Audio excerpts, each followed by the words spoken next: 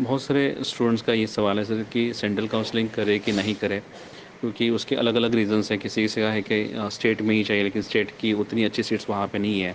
नहीं, किसी को अगर महाराष्ट्र में चाहिए लेकिन महाराष्ट्र की उतनी अच्छी सीट्स वहाँ पे नहीं आई है, या फिर वो सब्जेक्ट नहीं आया है वहाँ पे, या फिर किसी किसी है कि घर से इतना दूर जाना नहीं है, जैसे दिल्ली में नहीं जाना है, यूपी में नहीं जाना है दूर। ऐसे बहुत सारे यानी अलग अलग है कि, या फिर यूपी के स्टूडेंट को महाराष्ट्र में नहीं आना होगा, ऐसे अलग अलग होते हैं रीजंस उनके। तो सेंट्रल काउंसलिंग करे कि नहीं करे, या फिर जहाँ पे यानी करना ही नहीं वहाँ पे पैसा क्यों डालना है, ऐसा ये सब सवाल है स्टूडेंट्स के।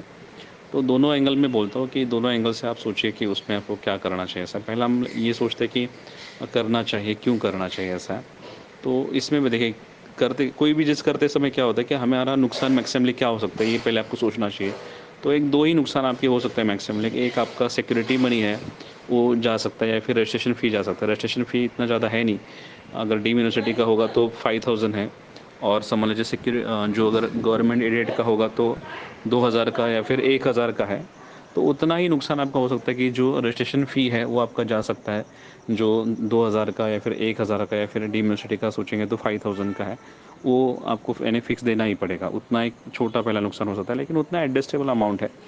दूसरा नुकसान ऐसे हो सकता है कि सिक्योरिटी मनी जो है वो समझो अगर आपने राउंड 2 में राउंड 3 में सीट छोड़ा तो वो आपको नहीं मिलेगा।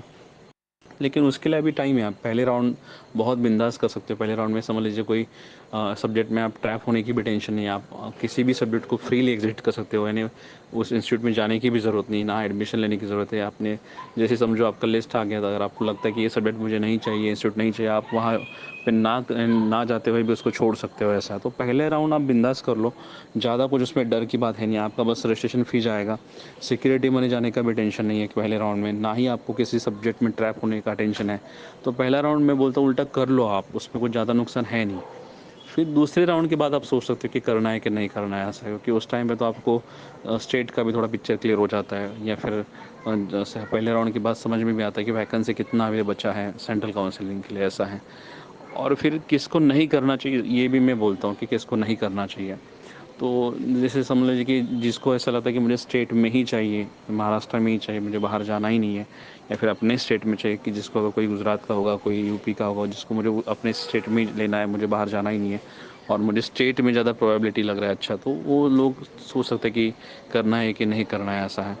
या फिर समझो जिसको ऐसा होता है कि जो सिक्योरिटी मनी या फिर रजिस्ट्रेशन फ़ी में भी जिसको प्रॉब्लम है, उसको लगता है कि मेरा इतना जो पैसा है वो 2000 1000 इतना भी नहीं जाना चाहिए, या फिर वो सिक्योरिटी मनी 3 4 महीने के लिए किसी के पास रखना भी नहीं चाहते, उतना भी पैसे की जिसको ज़रूरत है, वो लोग अवॉइड कर ले फिर सेंट्रल काउंसलिंग के लिए। उसके लिए कोई ऑप्शन है नहीं मेरा, क्योंकि 50,000 समझो या फिर 20,000, इतनी अमाउंट भी हम उस एज में भी, जब आपकी एज में थे, उतनी भी अमाउंट हमें बहुत ज़्यादा लगती थी।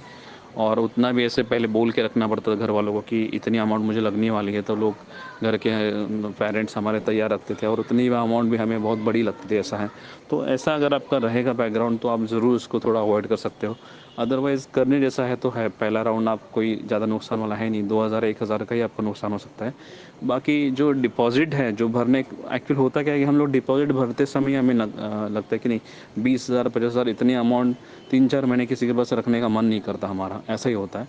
तो इसलिए लोग हमें थोड़ा सा बोलते हैं, स्टूडेंट जनरली क्या करते हैं कि सेंट्रल काउंसलिंग को अवॉइड करते हैं, ऐसा है।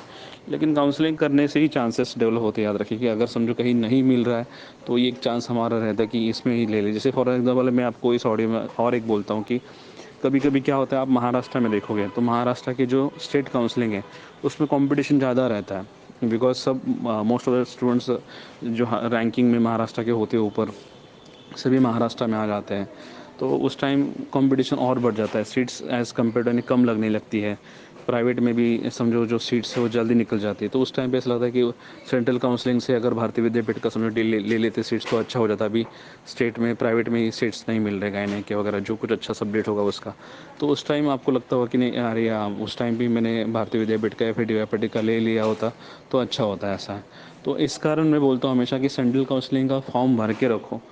और आपको बस इतना ही याद रखना है कि जो सेकेंड राउंड है, पहले राउंड में आप कुछ गलती करो कोई प्रॉब्लम नहीं, सेकेंड राउंड से आपको केयरफुली वही सब्जेक्ट भरना है जो आपको मैंने चाहिए ही चाहिए, 100% जिसके लिए आप कन्विंस हो वही सब्जेक्ट आप उसमें भरो सेकेंड राउंड से आगे। फर्स्ट राउंड में थोड़ी गलती हो गया तो कोई इशू नहीं है, और सेकेंड राउंड से आगे आप केयरफुली रह सकते हो, क्योंकि उसके लिए भी समय है। पहला राउंड ये आप जो भी गलती करना है यहाँ पे कर लो, और थोड़ा फार आपका जो रजिस्ट्रेशन फ़ी जाएगा और सिक्योरिटी मनी कुछ समय के लिए अटका रहेगा। बाकी कुछ आपका ज़्यादा नुकसान है नहीं।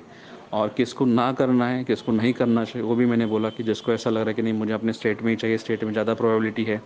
और या फिर तीसरा पॉइंट मैंने बोला कि जो कुछ समय के लिए भी अपना उतना अमाउंट यानी वहाँ पे लगता है उसको एनसीएम्स के पास जो 3-4 महीने अपना पैसा रहता है, उतना भी नहीं रहना चाहिए, उसको उतनी भी पैसे की ज़रूरत है, वो फिर अवॉइड कर सकता है।